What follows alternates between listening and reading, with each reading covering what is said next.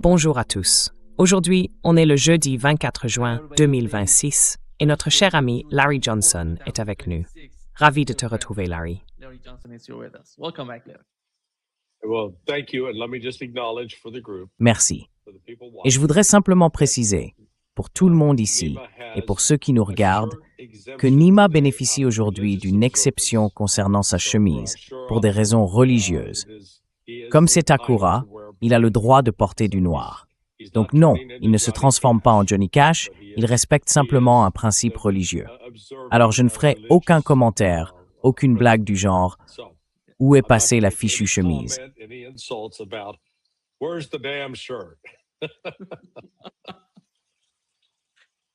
Yeah, Larry, I want to start Oui, with a- Larry, je voudrais commencer par une tragédie qui s'est produite à Gaza, à Khan Younes. Un garçon de 14 ans a été tué par des Israéliens. Et il y a un rapport de l'ONU à ce sujet. Voici ce qu'ils ont déclaré. There is a report by the UN on that, and here is what they said. Three questions today for Israel. Trois questions aujourd'hui pour le peuple israélien. He was shot. Un garçon de 14 ans a été abattu par une patrouille militaire israélienne alors qu'il sortait de chez lui. There had been no Mais à ce moment-là, il n'y avait aucun combat en cours. Il a été touché, grièvement blessé, et il est resté allongé au sol. Autour de lui, une compagnie de soldats israéliens discutait. Certains fumaient sans doute. Pendant 45 minutes, ce garçon de 14 ans a agonisé, vidé de son sang. Quand sa mère a voulu sortir de la maison pour aller le secourir, la patrouille israélienne a tiré sur elle. Quel genre de personnes sont vos soldats pour laisser un enfant de 14 ans mourir ainsi pendant 45 minutes? Quel genre de personnes sont vos chefs militaires pour avoir instauré une culture où des soldats se sentent libres d'agir de cette façon? Et quel genre de dirigeants avez-vous quand ils donnent des ordres, quand ils font de telles déclarations? When they give orders, they make statements. The Commission's findings are that Israel Les conclusions de la Commission indiquent qu'Israël vise les enfants pour affaiblir la vitalité démographique et priver le peuple palestinien de ses droits. Sur la base de toutes les preuves recueillies, le rapport établit des conclusions juridiques et affirme que les autorités israéliennes et les forces de sécurité israéliennes ont délibérément pris pour cible et tué des enfants palestiniens, détruisant ainsi leur enfance. destroyed their childhood. Les autorités israéliennes et les forces de sécurité israéliennes sont tenues pour responsables de crimes contre l'humanité, notamment de persécutions et de crimes de guerre dans la bande de Gaza, ainsi que de crimes de guerre en Cisjordanie, y compris à Jérusalem-Est. Le rapport publié aujourd'hui vient renforcer nos conclusions sur le génocide. It's a finding on genocide. I'm a lawyer, so I can only speak legally. Je suis avocat, donc je ne peux parler que d'un point de vue juridique. Il n'y a absolument aucun doute. Quiconque lit le rapport publié aujourd'hui ne peut douter que toutes les normes juridiques internationales ont été violées par les actions des autorités israéliennes envers les enfants palestiniens. Et ces autorités doivent rendre des comptes. And they need to be held accountable. Yeah, no, it's horrific. This is, Oui, you know, non, these non, are the c'est kind of horrible. atrocities. Ce sont, vous savez, le genre d'atrocités que les Juifs affirment avoir subies de la part des nazis. Et maintenant, au lieu de tenir leur promesse de plus jamais ça, les voilà en train de refaire la même chose, de la manière la plus brutale, la plus inhumaine qui soit. Et ensuite, ils se demandent pourquoi ils perdent du soutien aux États-Unis. Il y a donc une sorte de karma là-dedans. Mais ce genre de karma ne remplace pas la douleur et l'horreur de voir un garçon de 14 ans être tué de cette façon. C'est honteux. Murdered this way. They're shameful. Yeah. We had the Israeli ambassador, Oui. Danny. Nous avons reçu l'ambassadeur d'Israël, Danny Danon. Il dit « J'appelle le bureau du secrétaire général à lancer une enquête officielle sur les biais anti-israéliens parmi les responsables de l'ONU et dans les rapports de l'ONU. Une enquête sur la façon dont l'antisémitisme est banalisé. Ce qui m'étonne vraiment, c'est que vu la manière dont Israël agit, avec le temps, de plus en plus de gens se demandent « Mais qui sont ces gens ?» quel est leur véritable objectif? Parce qu'ils se cachent derrière l'antisémitisme. Et la plupart, enfin, pratiquement tous les Juifs que je connais, condamnent Israël. Oui, vraiment, tous les Juifs que je connais dans ma vie, mes amis. Et ces gens-là sont complètement hors de toute raison.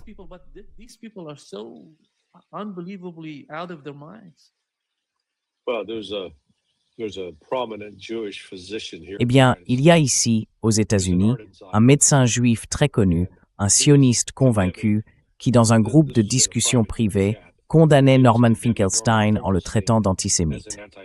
Norman, qui est juif, dont les parents ont survécu à la Shoah, mais qui ont malgré tout été emprisonnés. Et encore une fois, c'est typique de ces extrémistes sionistes qui veulent s'arroger le droit de décider qui est juif et qui ne l'est pas, et qui, ce faisant, finissent par justifier ce genre d'attaque horrible contre des enfants.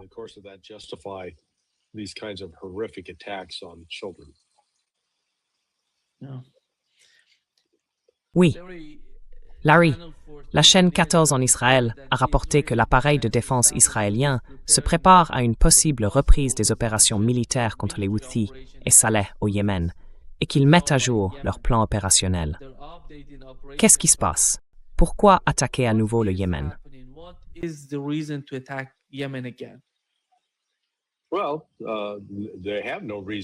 Eh bien, pour l'instant, ils n'ont aucune raison. Ils pourraient éventuellement s'en inventer une, par exemple en disant que les Houthis ont lancé des missiles balistiques sur Israël, ce qu'ils pourraient effectivement faire. Mais encore une fois, pour le moment, il n'y a aucune justification.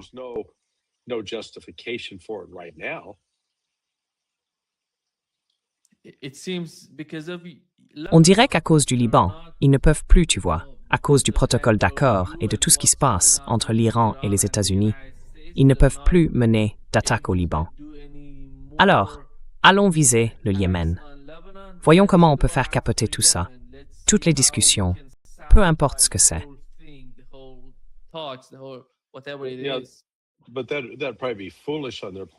Mais ce serait sans doute une erreur de leur part de faire ça, tout simplement parce que les Yéménites vont riposter.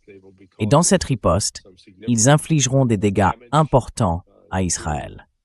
En fait, encore une fois, c'est un peu le cas d'Israël qui veut en faire plus qu'il ne peut réellement gérer. Oui,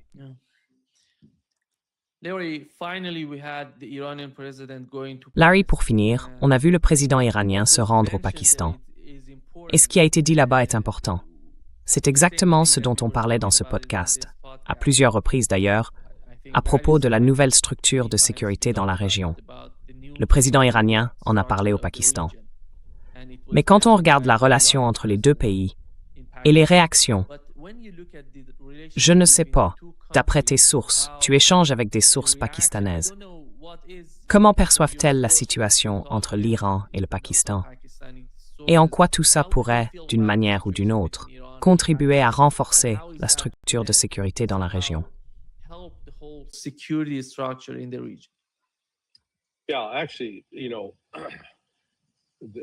Oui, en fait, les relations entre le Pakistan et l'Iran n'ont pas toujours été bonnes. Il y a toujours eu des tensions, parfois à cause du sentiment côté pakistanais, que l'Iran ne réagissait pas assez fermement face à certaines menaces terroristes baloutches, et ainsi de suite. Mais une fois que l'attaque contre l'Iran a été lancée, le 28 février, le Pakistan a changé d'attitude.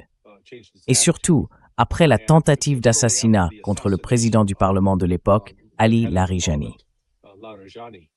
Le Pakistan a alors pris contact à la fois avec des responsables du renseignement iranien et avec des responsables politiques, en leur disant « Écoutez, on sait comment vous êtes pris pour cible. On sait ce que font les Israéliens pour repérer vos agents et les éliminer. » L'Iran a accepté cette aide, et on remarque que depuis, il n'y a plus d'assassinats très médiatisés de CEP. Donc, Pakistan est important pour empêcher cela.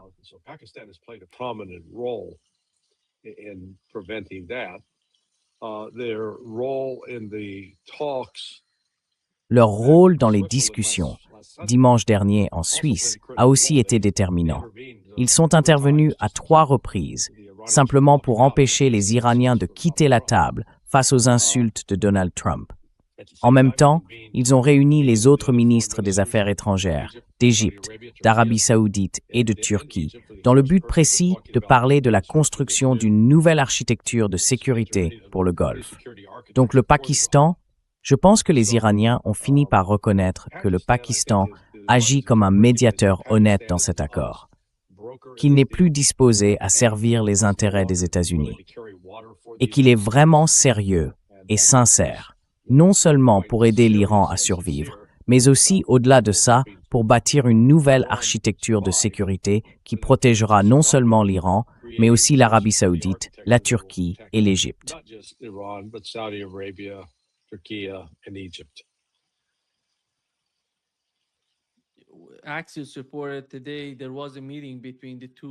Axios a rapporté aujourd'hui qu'il y a eu une rencontre entre les deux parties, le Liban et Israël. Apparemment, elle s'est terminée sans progrès. Et je me demande, quel est vraiment l'objectif principal de ces discussions, alors que le gouvernement libanais n'est pas en réalité responsable d'aucune action militaire contre Israël. Est-ce que vous pensez qu'à un moment, ils vont peut-être faire entrer le Hezbollah ou d'autres acteurs importants au Liban dans ces discussions? Et puis, il y a un autre point, Larry. On a vu le président libanais déclarer qu'Israël devait se retirer totalement du Liban. Peut-être que cette déclaration a été faite parce que les États-Unis poussent dans ce sens, puisque ce président n'est pas vraiment indépendant, on le sait bien. Comment vous voyez la situation entre les deux pays, alors qu'Israël dément vouloir revenir, en 2024, à une sorte de cessez-le-feu comme celui qu'ils avaient, avec un retrait partiel de certaines régions, mais pas un retrait total du Liban?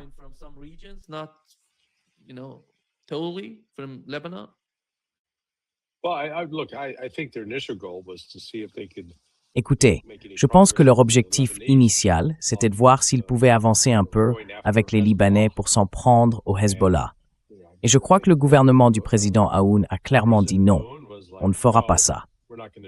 Alors après ça, Israël doit trouver une solution, une manière de retirer ses forces sans donner l'impression de se retirer, puis accepter le nouvel accord de cessez-le-feu avec le Hezbollah. Un accord qui durera éternellement. Enfin, jusqu'à la prochaine crise politique interne en Israël qui servira de justification à une attaque extérieure.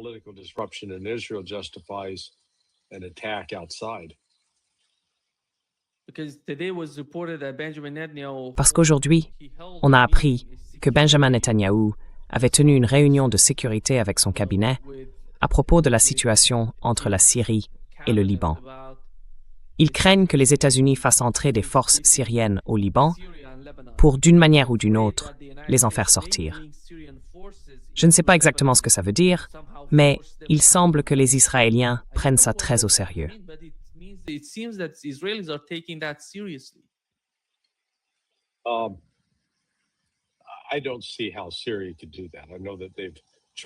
Je ne vois pas comment la Syrie pourrait faire ça. Je sais que Trump en parlerait ouvertement, mais c'est absurde. L'armée syrienne n'a pas la capacité logistique pour soutenir ou maintenir une telle opération. Ces troupes n'ont pas de pouvoir magique. Elles doivent déjà se débrouiller pour leurs propres besoins. Elles n'ont tout simplement pas la puissance nécessaire. Et le Hezbollah a l'infrastructure qu'il faut pour les vaincre. Donc franchement, je ne vois pas ça arriver.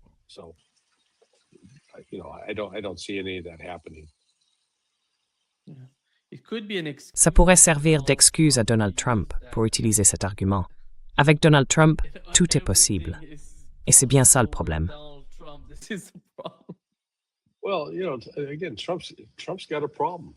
Eh bien, vous savez, encore une fois, Trump a un problème. Il a fait beaucoup de promesses et il ne veut pas admettre que dans les faits, c'est toujours l'Iran qui détient les clés. L'Iran garde la main sur l'agenda et avec le soutien du Pakistan, c'est là tout l'enjeu.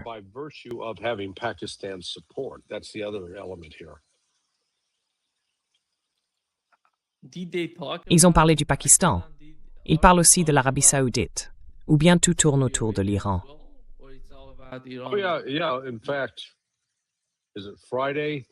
Oui, en fait, c'est vendredi que Sharif et Munir s'envolent pour l'Arabie saoudite, non?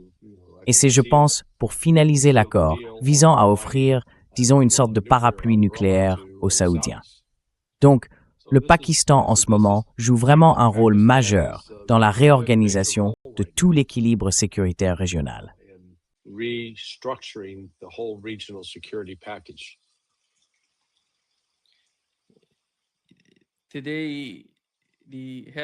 Aujourd'hui, le président du Parlement iranien était à Bakou, en Azerbaïdjan. Il a déclaré que la sécurité d'un pays ne peut pas se faire au détriment de l'insécurité des autres. En gros, si vous voulez, cette question revient souvent, parce que beaucoup de gens affirment que l'Iran cherche à dominer la région, qu'il veut devenir, disons, une superpuissance, qu'il en a l'ambition. Mais ce n'est pas le cas, en tout cas pas du côté du gouvernement iranien. On ne voit aucun signe montrant qu'il voudrait agir contre l'un de ces pays qui, à l'époque, avait été utilisé contre l'Iran pendant la guerre, n'est-ce pas? Et maintenant, concernant cette position, à votre avis, comment le gouvernement pakistanais va-t-il la percevoir? Est-ce qu'il comprend vraiment la position iranienne?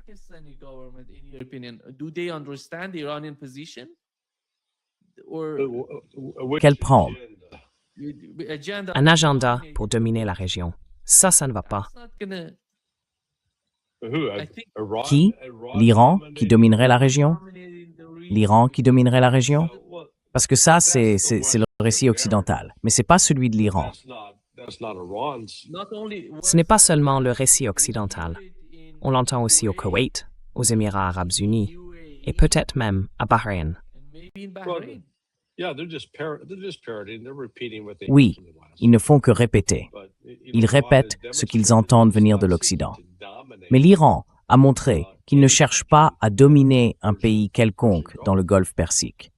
Vous savez, il cherche plutôt un partenariat, notamment avec le Qatar. Et ce serait sans doute le dernier pays à se laisser piéger, disons, dans une sorte de piège d'asservissement ou à devenir le laquais de l'Iran. Ce n'est pas l'Iran. Ce n'est pas comme ça que l'Iran agit.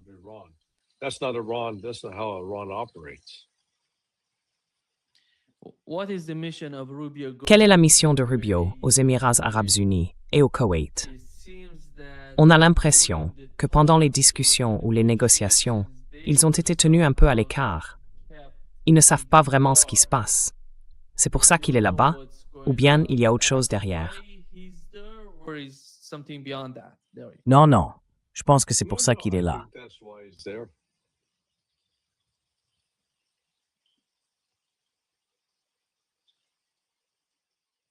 Tu as entendu Mark Rutte, Larry, aujourd'hui parler de ça? Non, j'ai pas entendu ça. J'ai vu qu'il était à la télé avec Trump. Je l'ai juste aperçu en arrière-plan. Mais qu'est-ce qu'il a dit?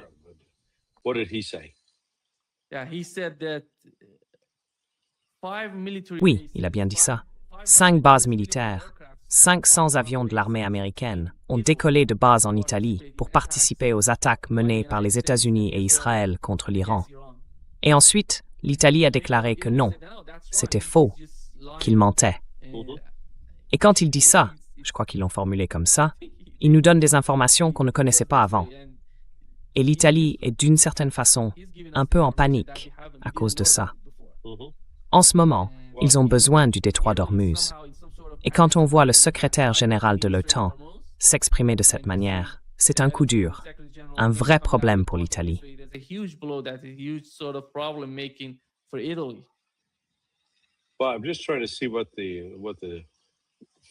Bon, j'essaie juste de voir quelle est la distance de vol. D'accord. Donc environ 1480 000. Si un F-35 décollait d'Italie, ou même un F-16, le F-35 a une autonomie d'environ 500 000 sans charge de combat, disons 600 à peu près. Donc il devrait être ravitaillé au moins 2 fois s'il partait de là pour aller jusqu'en Iran puis revenir. Ce qui fait, au total, au moins 4 ravitaillements en vol pour l'aller-retour. 2 vers l'Est, 2 vers l'Ouest, ou l'inverse. Oui, ça paraît logique.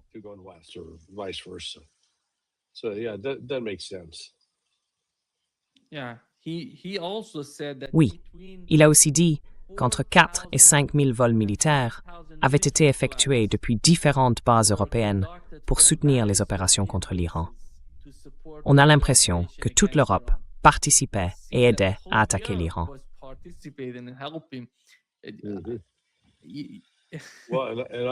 Eh bien, j'ai entendu dire qu'ils commençaient maintenant à prendre leur distance avec ça. Donc on verra. Ce type a tout simplement tout détruit. Je pense qu'il est sorti pour balancer ces informations, et forcément, les pays concernés ne sont pas contents. C'est pour ça qu'on voit l'Italie dire « Ah non, ce n'est pas nous ». Parce que cette guerre, ce n'était pas une victoire, ni un gain quelconque à revendiquer. Si ça avait été une victoire, là oui, ce serait logique qu'ils parlent comme ça. Mais puisque cette guerre a été une défaite pour les États-Unis et pour Israël, pourquoi sortir ce genre d'informations? C'est de la bêtise ou quoi? Oui, encore de la propagande. Essayez de se mettre en avant pour paraître plus important qu'on ne l'était vraiment. Mais ça, oui, c'est ce que Ruto disait aujourd'hui, non? That was what Ruto was saying today, huh?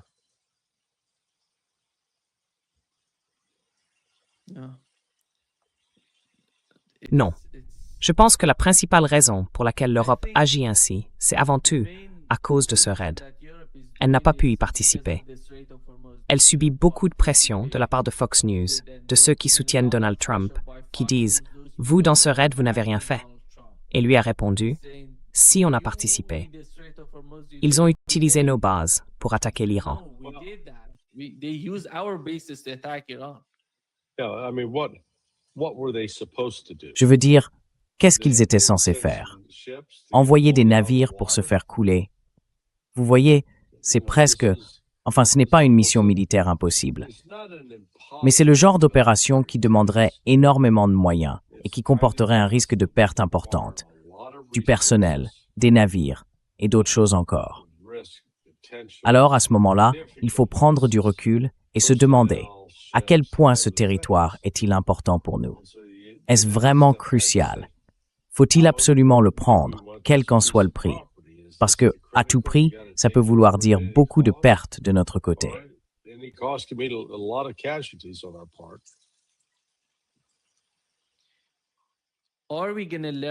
Est-ce qu'on va connaître les pertes du côté des États-Unis pendant la guerre?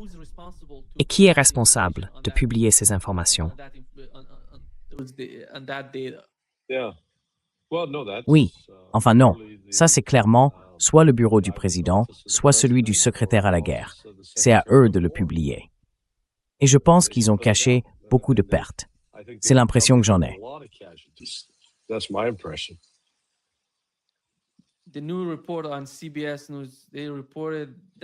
Le nouveau reportage de CBS News a indiqué que plusieurs soldats américains avaient été blessés le 1er mars. Dans cette attaque, un drone iranien a frappé la base américaine au Koweït, au port de Shuaïba, ou quelque chose comme ça. Le secrétaire à la Défense, Pete Hegseth, avait déclaré qu'environ 90% des quelques 400 militaires blessés n'avaient subi que des blessures légères. Mais d'après les nouveaux rapports, ce n'était pas le cas. Et ces personnes vont finir par parler. Ils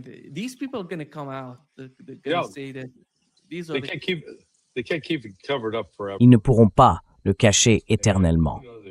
Et vous savez, ils ont peut-être même intérêt maintenant à le faire fuiter pour renforcer l'opposition à la poursuite de l'implication dans la guerre pour en gros saboter Israël. C'est une possibilité un peu tirée par les cheveux peut-être.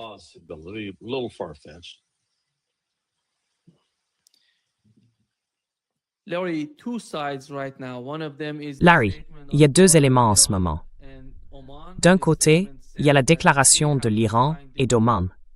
Cette déclaration dit qu'ils ont défini un nouveau régime dans le détroit d'Ormuz. Et de l'autre côté, on apprend qu'il y a eu aujourd'hui un appel téléphonique entre le gouvernement omanais et le gouvernement qatari. Apparemment, pendant cet appel, ils ont parlé du détroit d'Ormuz. Et le Qatar aurait rejeté cette idée en disant « Nous n'allons pas accepter ça ». À mon avis, l'un des sujets dont Marco Rubio a peut-être parlé avec le Koweït et les Émirats arabes unis, c'est justement le détroit d'Ormuz. Je ne sais pas quel en était le contenu, parce qu'il n'en a rien dit, mais il semble qu'ils envisagent de former une sorte d'opposition régionale contre ce nouveau mécanisme pour le détroit d'Ormuz. Je ne sais pas jusqu'où ils peuvent aller, ni quelle influence cela pourrait avoir sur le détroit d'Ormuz. Parce que, quelle est, toi, ta lecture de tout ça? What is your Well, understanding of that? what's going on? Alors, qu'est-ce qui se passe? Prenons un peu de recul et regardons le détroit d'Ormuz en termes de trafic maritime en ce moment. Allez sur un site qui s'appelle marinetraffic.com. Ça vaut le coup d'œil pour vos téléspectateurs. Parce que, tenez, laissez-moi vous montrer. Because here, let me just show you.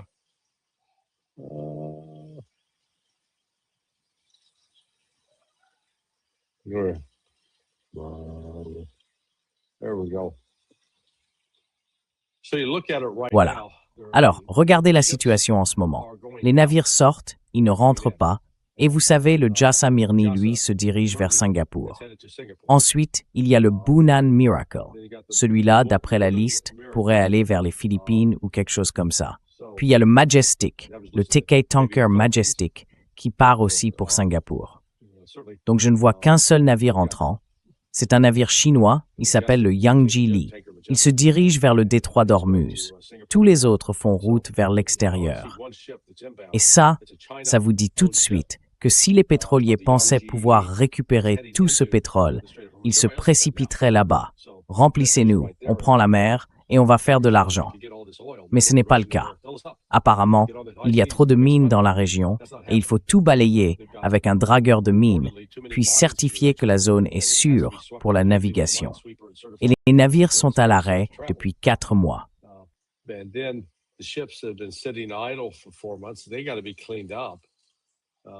They may have so many. Il faut les nettoyer.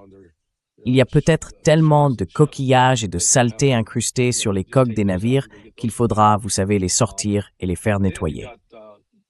Ensuite, il faut se demander si les réservoirs de pétrole sont prêts à être remplis. En fait, il y a tout simplement trop d'obstacles. Ce qui se passe maintenant, c'est que l'Iran exporte du pétrole. Je ne sais pas combien de millions de barils, mais il y a une règle générale. Les très grands transporteurs de brut, qu'on appelle les VLCC, peuvent transporter un peu plus de 2 millions de barils. Et la version Suez, elle, transporte environ 1 million de barils. Donc, si 19 millions de barils sont sortis, ils ne sont pas venus aux États-Unis. Et ça ne change rien au problème que les États-Unis ont.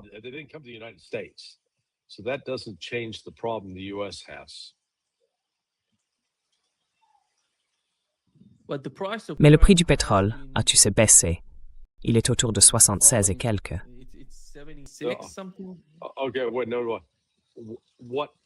Attendez, non. Quel prix du pétrole, exactement? C'est ça la question. C'est le prix que vous payez vraiment au port quand le navire arrive. Non, il paye $106 en ce moment. J'ai vu une statistique, un chiffre, dans une base de données. Donc, ça fait une grosse différence avec 70, hein? $36 d'écart, oui. Et donc, tout le pétrole qui est actuellement en mer va se vendre bien plus cher que $70 le baril.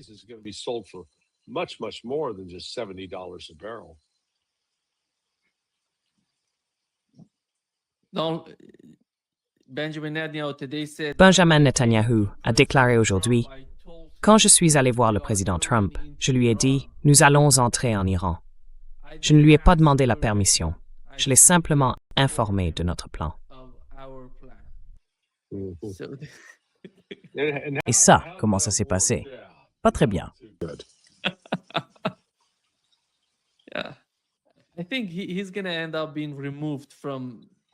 Je pense qu'il va finir par être écarté de son poste. Parce qu'en ce moment, l'opposition, le dernier sondage d'aujourd'hui montre que sur 120 sièges à la Knesset, l'opposition en obtiendrait environ 61. Donc ils auraient la majorité des sièges à la Knesset. À partir de là, ce sera très facile de destituer Benjamin Netanyahou. On va voir ce qui se passera. Je pense que le retrait du Liban sera un énorme problème pour Benjamin Netanyahou.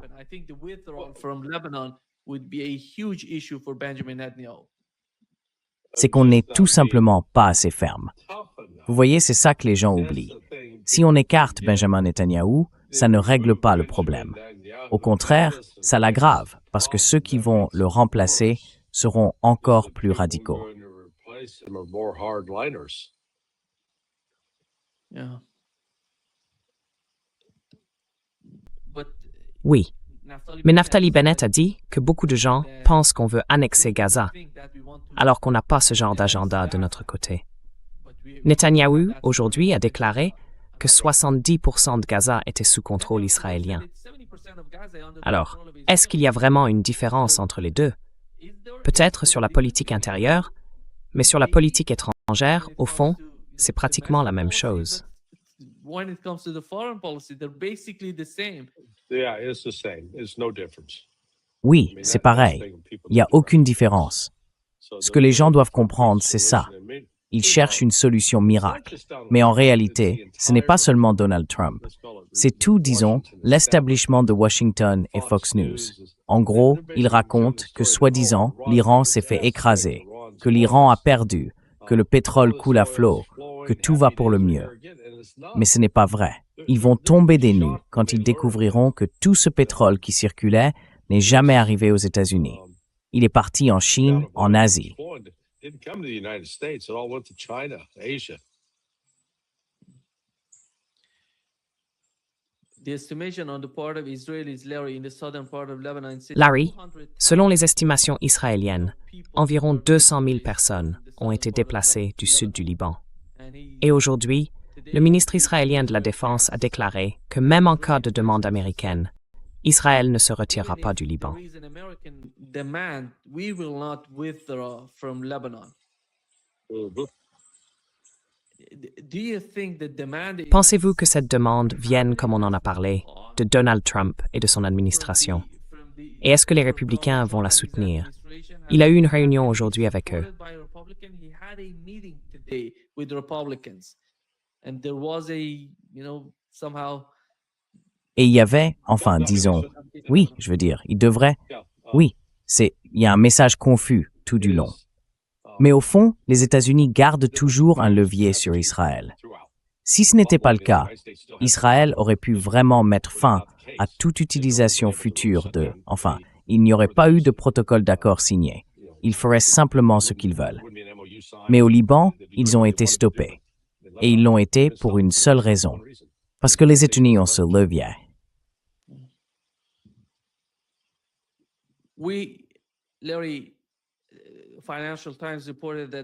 Larry, le Financial Times a rapporté que le ministre qatari a déclaré enfin que le premier ministre du Qatar a affirmé que les pays de la région négocient actuellement un nouvel accord de sécurité. C'est ce qu'a publié le Financial Times. Et aujourd'hui, en Russie, Medvedev en a parlé aussi.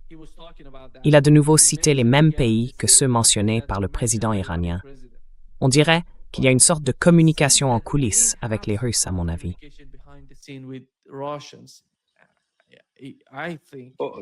Pas seulement en coulisses. Seulement ce qui se passe dans la région. Yeah, I'd say not just behind the Je dirais que c'est pas seulement en coulisses, mais aussi au grand jour. Vous voyez, ils ne font pas vraiment d'efforts pour cacher ça. great lengths to hide this. En ce moment, l'attention est portée sur le président du Parlement iranien, qui se rend en Azerbaïdjan, peut-être aussi en Arménie. C'est une priorité à la fois pour les Iraniens et pour les Russes. Yeah, but their interests clash. Oui, mais leurs intérêts s'opposent. La CIA veut continuer à utiliser son personnel pour détruire l'Iran, le démanteler. Donc, même s'il y a une réelle volonté de la part de certains États d'essayer d'obtenir un accord de paix, ils vont y travailler. Mais ce sera saboté. They're gonna work on it's going to be sabotage. La CIA est essentiellement présente en Azerbaïdjan, si je ne me trompe pas, ou peut-être en Arménie. Ils y ont leur force. Both. They're in both. Ils sont dans les deux. Enfin, je veux dire, ils ont une station dans les deux. J'en suis presque sûr. Sure.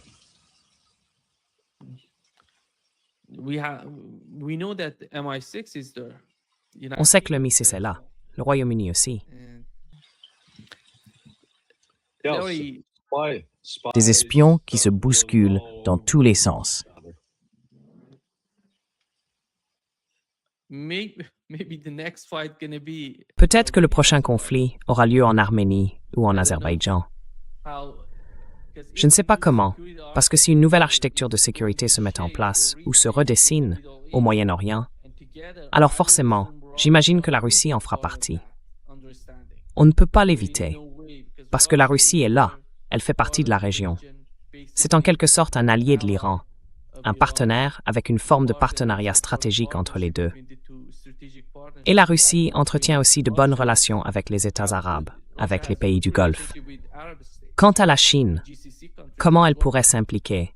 C'est moins clair, parce qu'elle reste assez discrète sur ce qui se passe en Asie de l'Ouest en ce moment. Well, yeah, but as I mentioned earlier, Oui, enfin, comme je l'ai dit tout à l'heure, vendredi, la Chine devrait être en Arabie saoudite pour signer de nouveaux accords afin d'assurer la protection du pays. Donc oui, c'est quand même un très gros dossier. protection of Saudi Arabia. So pretty big deal.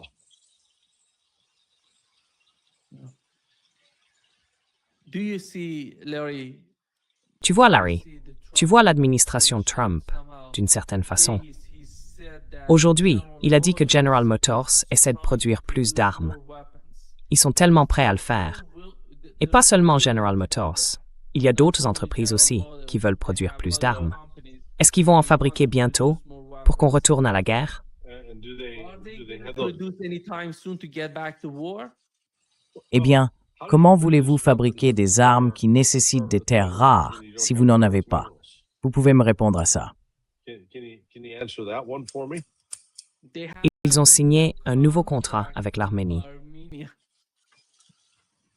Yeah, Oui, mais l'Arménie n'est pas assise sur une montagne de terres rares essentielles à la production militaro-industrielle, n'est-ce pas? But refining, Larry, Mais Larry, le raffinage de ces minerais, c'est vraiment compliqué. Je ne vois pas comment l'Arménie pourrait avoir cette technologie. Est-ce qu'ils l'ont vraiment? Ou bien ils vont envoyer la matière brute aux États-Unis ou ailleurs pour la faire raffiner? somewhere else to refine them. No, they have the capacity. Non, ils en ont la capacité. Vous savez, les États-Unis ont mis au point un plan qu'Israël a lancé, oui, c'était en 2014, je crois. Et encore une fois, ce plan était conçu, vous voyez, pour provoquer le Maïdan, pour déclencher les émeutes.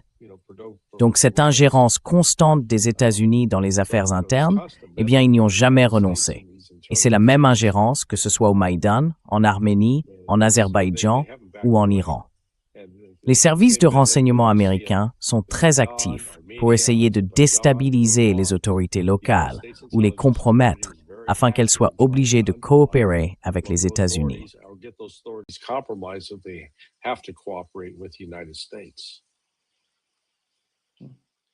Do you see Voyez-vous une possibilité pour que Le Pen arrive au pouvoir en France? to come to power in France? Peut-être Marine Le Pen. Il y aura peut-être une autre alternative à elle. Mais je ne vois pas ceux qui prétendent surfer sur la popularité de Macron être en première ligne. À mon avis, ils ont largement épuisé leur crédit, un peu comme Keir Starmer. C'est une sorte de compétition entre Starmer, Macron et Merz en Allemagne. Qui sera le plus impopulaire?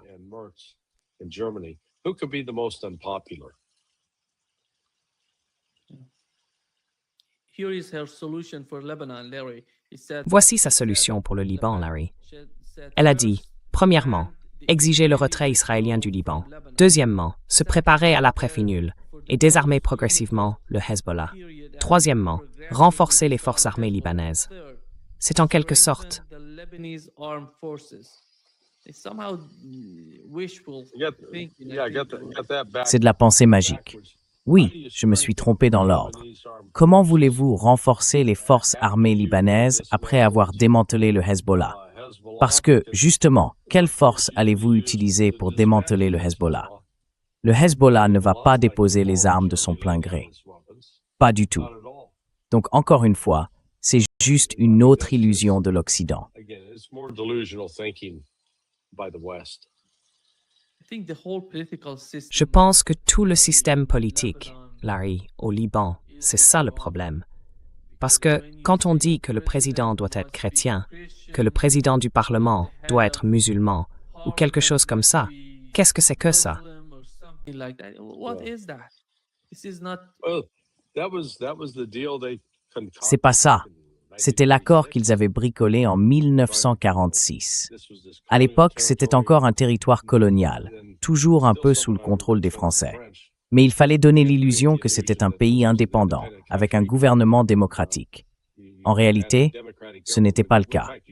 Tout dépendait en fait du groupe auquel on appartenait. Est-ce que vous aviez le bon sang ou le mauvais sang? Et au final, tout a été traité comme une question ultra-religieuse. Et là, il y a une vraie ironie. Certains de ceux qui étaient les plus virulents sur ce sujet, comme Bibi Netanyahou, ne sont même pas religieux. Pourtant, il adhère complètement à l'idée que Dieu nous a donné cette terre, alors même qu'il ne croit pas en Dieu.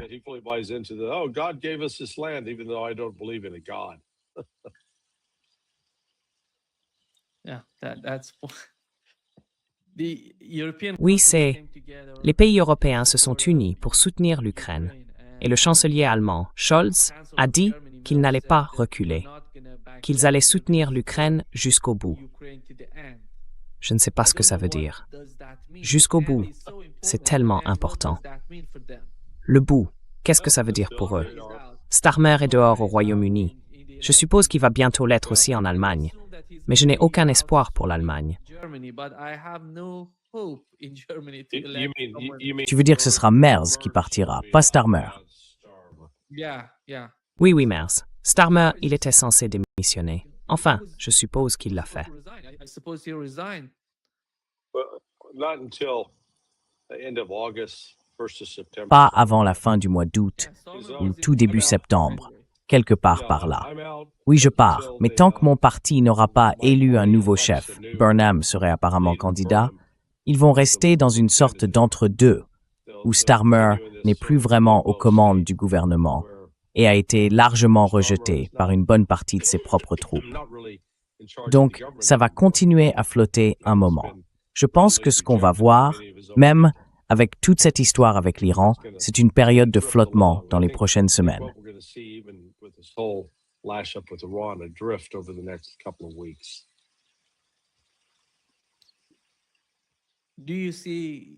Est-ce que vous voyez l'Europe s'impliquer quand on parle du détroit d'Ormuz? Comment percevez-vous la position des Européens sur le plan politique? Et quels leviers ont-ils vraiment pour agir? Parce qu'ils évoquent beaucoup le détroit d'Ormuz. Oui, aucune marge de manœuvre. Sans pli ni frais. Oui, aucune marge de manœuvre. Tu vois, ils n'ont rien du tout. Les Français, eux, ne sont pas vraiment contents de cette absence totale de levier, de ces gens sans influence. L'Arabie saoudite, elle, va avoir ses propres problèmes. En fait, tout le monde va se mettre en ligne pour s'en prendre aux Américains, parce qu'on n'est pas franchement très populaire en ce moment.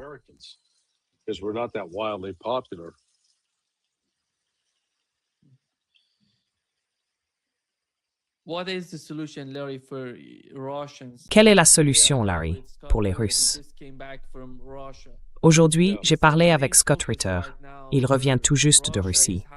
Il m'a dit que la principale préoccupation du moment pour la Russie, c'est de savoir comment gérer Starlink.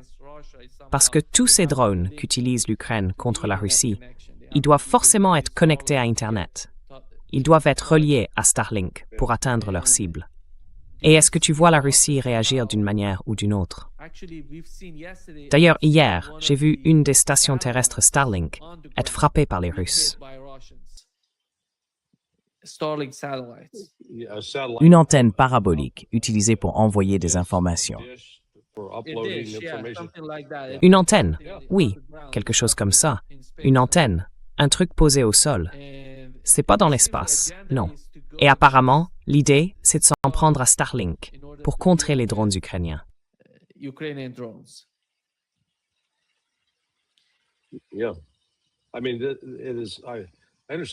Oui, enfin, je veux dire, je comprends que la Russie a déployé une nouvelle forme de guerre électronique capable de contrer ce que l'Ukraine essaye d'amener sur le champ de bataille. En plus, l'industrie russe est bien plus vaste. Ils ont plus de main-d'œuvre. Kiev, c'est juste, enfin, 2 villes et Jérusalem avec un tas de terre. Voilà, c'est ce qu'on obtient, tu vois. That's what you get. Do you feel that Pensez-vous que Vladimir Poutine pourrait envisager une attaque contre certaines de ces usines qui produisent des drones pour l'Ukraine, mais situées en dehors du pays, peut-être dans certains pays européens? Ukraine outside of Ukraine, maybe in Yeah, some European yeah. country? Oh yeah, no, I actually believe now, based. Ah oui, non, en fait, je pense vraiment maintenant, d'après ce que Poutine a dit, il a parlé aujourd'hui le 24. Donc oui, il a parlé hier aux cadets qui sortaient des écoles militaires et d'autres académies. Et il a été très clair. En gros, le message, c'était que la Russie est prête. La Russie est prête à réagir. Il a dit en substance qu'il ne se ferait pas surprendre, pas comme lors de l'opération Barbarossa en 1941. Donc, il est... What happened in Barbarossa back in 1941. So he's pretty adamant about that. Il est assez catégorique là-dessus. Et il a clairement mis l'Occident en garde.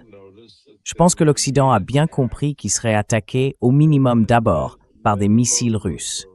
Et si une riposte est tentée, le conflit pourrait s'intensifier à partir de là. Donc on a un vrai risque d'escalade vers une guerre plus large. So we got the potential for an escalatory war. In the mind of Donald Trump right now, everything is Dans la about, tête de Donald Trump en ce moment, tout tourne autour du Moyen-Orient et du détroit d'Ormuz. À chaque fois qu'il parle du détroit d'Ormuz, de la façon dont il fait sortir tout ça du détroit d'Ormuz, et du nombre de barils, des millions et des millions de barils qui en sortent. Mais quand il s'agit de la Russie, on n'entend rien, pratiquement rien. Aucun débat. Rien n'a été dit récemment sur le conflit en Ukraine. Et si on se met à la place du président russe et qu'on regarde la situation actuelle, il n'y a personne, vraiment personne, avec qui parler.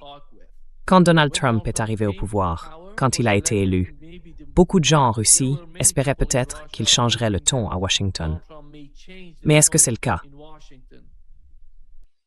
Has he? He didn't. Non, pas du tout. Ça s'est même aggravé. Worse. Oui, imaginez un peu, jusqu'à présent, vous n'avez pas pu parler avec Washington. Et maintenant, vous devez discuter avec Steve Whitcomb et Jared Kushner. Well, yeah. I mean, it is. Eh bien oui, je veux dire, c'est au moins quand Witkoff et Kushner se pointent, eux, ils ont des conversations directes avec la Russie. Quand les États-Unis arrivent en Suisse, ils n'ont que des échanges indirects avec l'Iran. Vous voyez, ils peuvent s'insulter à distance du genre « ta mère porte des rangers », ce genre de choses. Mais dans les deux cas, les États-Unis ne jouent pas un rôle actif pour instaurer la paix. Ils jouent un rôle actif pour entretenir le feu, pour ainsi dire. Keep the fires burning, so to speak. Larry, est-ce que tu vois les États-Unis en train de se redéfinir en Eurasie?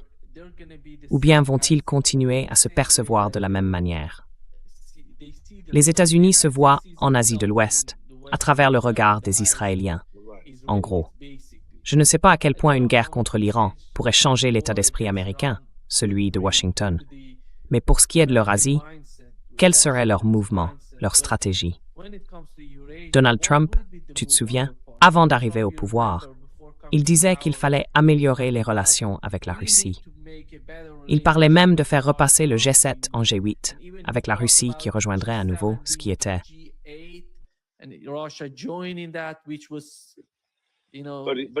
But he sent a mixed messages. On the one hand, he says, Mais il envoie des messages contradictoires. D'un côté, il dit ça, mais de l'autre, il parle de fournir des armes plus létales à l'Ukraine. Alors, si vous êtes la Russie, vous regardez ça et vous vous demandez lequel est-ce, Dr. Jekyll ou Mr. Hyde. On dirait qu'il a une double personnalité. Donc Je n'ai pas beaucoup d'espoir que Trump, enfin, disons que je garde un petit espoir. Le point clé, ce sera de voir s'il commence à redéployer les moyens aériens américains cette semaine. Attendez, j'ai peut-être une mise à jour là-dessus. Restez à l'écoute. Pas de mouvement majeur pour l'instant. Donc, Trump n'a toujours pas ordonné le retour de toute cette flotte d'avions aux États-Unis. Ils sont donc encore en position de pouvoir réagir ou même lancer des attaques contre l'Iran si Trump décide de le faire à nouveau.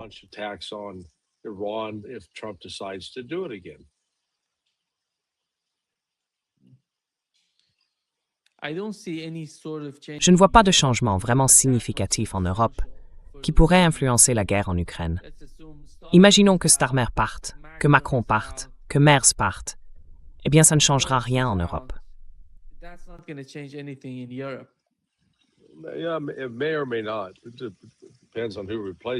Peut-être que oui, peut-être que non. Tout dépend de qui le remplacera. Apparemment, ce type Burnham, celui qui doit succéder à Starmer, est tout aussi obsédé par le soutien à l'Ukraine. J'imagine qu'il est aussi acharné que Starmer quand il s'agit de s'en prendre à l'Iran, enfin de soutenir Israël et d'appuyer l'Ukraine. Bref, c'est pareil. Apparemment, aucune vraie différence.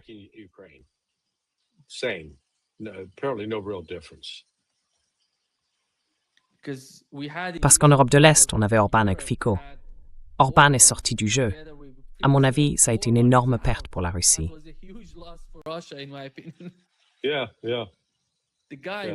Le nouveau Premier ministre de Hongrie est clairement en phase, ou du moins aligné, avec la politique européenne. Non. Tu as vu aujourd'hui, il a voté contre. En fait, il a pris exactement la même position qu'Orban. Non, en termes de quoi?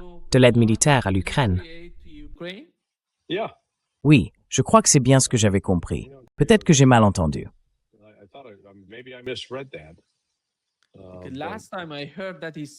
La dernière fois que j'ai vérifié, il soutenait la politique européenne sur l'Ukraine. Mais au passage, ils dépendent de l'énergie russe. C'est un point important pour eux. La Hongrie dépend énormément de la Russie, et c'est à eux de trancher.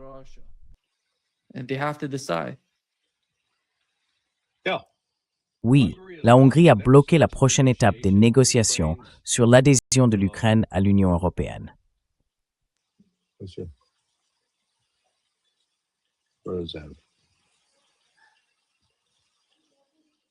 It just said Hungary has blocked the next stage of negotiations on Ukraine's EU membership. Prime Minister Peter Magyar was forced. Le Premier ministre Péter Magyar a été contraint de prendre en compte l'antipathie d'une partie importante de la société hongroise envers Volodymyr Zelensky. Et ça, on l'a vu relayé sur de nombreux canaux Telegram aujourd'hui. Telegram channels today.